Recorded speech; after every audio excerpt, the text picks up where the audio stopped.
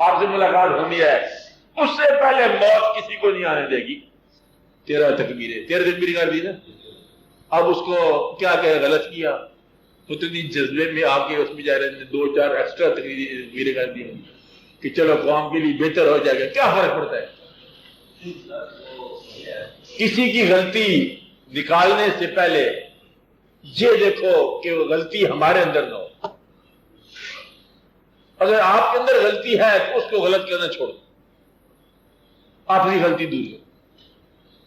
اور یہ یاد رکھنا کہ کتاب اور کتاب کا جھگڑا ہو رہا ہے ابھی تک. آپ نے ایک کتاب پڑھ لی ہے، دوسرے نے دوسری کتاب پڑھ لی ہے اور بحث ہوتی جا رہی ہے. سناؤ بھائی بدلے میں 5واں کلمہ کیسے ہے؟ اس نے کہا ایسے، اس نے کہا نہیں میں نے یوں پڑھا ہے، یہاں زبر ہے یہاں زیر ہے. آپ آزمیر ہیں کہ یہ ایسا واقعہ ہے، اس نے کہا جی ایسا واقعہ ہے. حتیٰ کہ اتنا بڑا سالڈ واقعہ ہے کربلا، اور ابھی تک یہ مکمل فیصلہ نہیں ہوا کہ ایک بیان ہوتا. یہ تو حقیقت تاریخ ہے نا، یہ کوئی افسانہ تو نہیں ہے نا، تاریخ ہے، ایکچوئل تاریخ ہے. اور حضور پاک صلی اللہ علیہ وسلم سے براہ راست متعلق ہے، خاندان سے ہے نا آپ کے. اتنی بڑی تاریخ مسلمانوں جن کو دعویٰ ہے، کیا دعویٰ ہے؟ کہ ہم حضور پاک کی ایک ایک بات کو ریکارڈ کرتے ہیں، آپ کی احادیث مبارکہ ایک ایک ریکارڈ کرتے ہیں. یہ ہے دعویٰ کہ ہم نے ایک ایک چیز ریکارڈ میں رکھی ہوئی ہے. اور ریکارڈ میں رکھنے والی ملت جو قوم ہے، حضور پاک کے نواسے کا ریکارڈ نہیں رکھ سکے. آپ میری بات سمجھ رہے ہیں؟ یعنی کہ اتنا قریبی ریکارڈ ہے کہ اس کے بیانات بدل گئے، بحث شروع ہو گئی، واقعات ہو گئے. آج تک آپ لوگ فیصلہ نہیں کر سکے کہ اصلی بات کیا ہے. لہذا اب تاریخ کا انکشاف اور طرح سے ہوگا. اب یہ بیان سے نہیں بات ہوتی کہ آپ کتاب پڑھنی پڑے، اب یہ بات نہیں ہے. اب تو پھر اللہ تعالیٰ کو ویسے ہی پردہ اٹھائے تو بات سمجھ آئے. اور اس کی صورت ہی کو نہیں، کوئی ایسی چیز مطلب ہو کچھ شمدید گواہی مل جائے، واقعی کا حال ہو جائے. ہو سکتا ہے نا اللہ تعالیٰ کہتا ہے شہید زندہ ہے، بار بار کہتا ہے لبت کل ماغا ہو من یقتل فی سبیل اللہ اموات بل احیاء. چلو بلا اللہ تشعرون کہتا ہے اللہ کہ ان لوگوں کو نہ کو جو اللہ کی راہ میں مر گئے مردہ زندہ ہے، تمہیں شعور نہیں ہے. ہم کہتے ہیں یہ اللہ میں ہمیں آج تک تو شعور نہیں ہے، اور آپ چاہو تو شعور دے دو.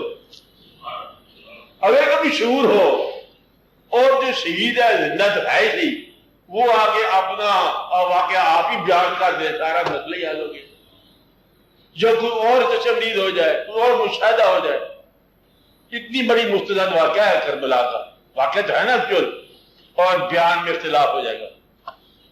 میں ایک دفعہ واقعہ تھا کراچی گیا، تقریر تھی کوئی چھوٹی تھی، میں اولیاء کرام کا ذکر کر رہا ہوں. ولی بیان ہوا، ایک آدمی تھے بلے میں اچھے خاصے ذرا طاقتور، جو اس خیال کو نہیں مانتے تھے اولیاء کرام کو. وہ کہتا ہے جی بات یہ ہے، سوال میں کہ سوال کرو. کہتا ہے جی ولی کی تعریف کرو. میں کہا علی کی کیا تعریف کر سکتے ہیں؟ کہتا ہے جی ہم نے کہا ولی کی تعریف. میں کہا علی کی تعریف کیا کر سکتے؟ ولی میں کہا کیا علی؟ میں کہا تم علی کو ولی نہیں مانتے ہو؟ میں کہا کہ تم نام کی تو اس میں فساد ہو جائے گا، جہاں سے جواب دینا. وہ مولوی صاحب توبہ کرتا کرتا بات دے گا. تم کسی کو ولی مانتے نہیں ہو، تمہیں کیا تعریف سے لگتا ہے؟ ولی تعریف کا نام نہیں ہے، ولی تسلیم کا نام ہے. تم تسلیم نہ کرو کسی کو تو ولی کون ہے؟ جب تک تسلیم تم نہیں کرتے تو یہ واقعہ نہیں ہوتا. ہماری تسلیم کے اندر دراڑ ہوگی. ہم کتاب سے محبت تلاش کرتے ہیں، محبت ذات سے ملتی ہے، کتاب سے نہیں ہوتی. کتاب پڑھ کے محبت نہیں ہوتی ہے. کیا کتاب پڑھنے مطلب اللہ تعالیٰ کے حبیب صلی اللہ علیہ وسلم بابا دیکھو جی آپ بکریاں چرایا کرتے تھے سبحان اللہ، ایسے بات تو نہیں ہوگی. بات تو پھر اور ہی ہوگی. کہیں ملے جو حلیمہ کی بکریوں والے تو ان کو سلام کرنا، پھر مطلب اور طرح سے واقعہ ہوگا. یہ آپ نے رضا خان بریلوی آپ کو سمجھائے کے بعد. تو جن لوگوں کو یہ واقعہ ملا وہ بتا سکتے ہیں. تو اصل میں کتاب سے بات سمجھ نہیں آتی. دیکھو اگر کتابیں نکال دی جائیں پہلے زمانے میں، آپ ایک بات ہو جائے گھبرانا نا کہ صحابہ کرام کی شان اور عزت سب سے زیادہ پیغمبروں کے بعد، مانتے ہو کہ نہیں مانتے ہو؟ بہت زیادہ عزت۔ کسی صحابہ کرام نے، آپ یہ بتاؤ، ترمذی شریف پڑھی ہے، بخاری شریف کی میعاد سعادت، کشف الماجوب، کتاب فقہ، حجت البالغہ، ساری لائبریری کسی نے نہیں پڑھی ہے، کچھ بھی نہیں پڑھا، کلمہ پڑھا ہے، حضور پاک سے محبت کیا ہے، تو مقام اتنا بلند ہے، اتنا بلند ہے کہ بلند سے بھی بلند ہے، کسی کتاب پڑھ پڑھ کے مر جاؤ، بحث کرتے کرتے ختم ہو جاؤ۔ یعنی کہ آدمی آیا، کلمہ پڑھا حضور پاک کے پاس، انہوں نے کہا جی اب میں کیا کروں؟ آپ نے فرمایا کہ جو ہم کر رہے ہیں، اگر کوئی جنگ کا زمانہ ہمارے ساتھ چلو، عمل کا زمانہ کاروبار کرو، محبت کرو، اسلام کی خدمت کرو، بس ختم ہوگی۔ اگر آپ فرماتے ہیں کہ کتابیں پڑھنی پڑیں گی تو شاید مطلب اسلام کی دقت ہو جاتی۔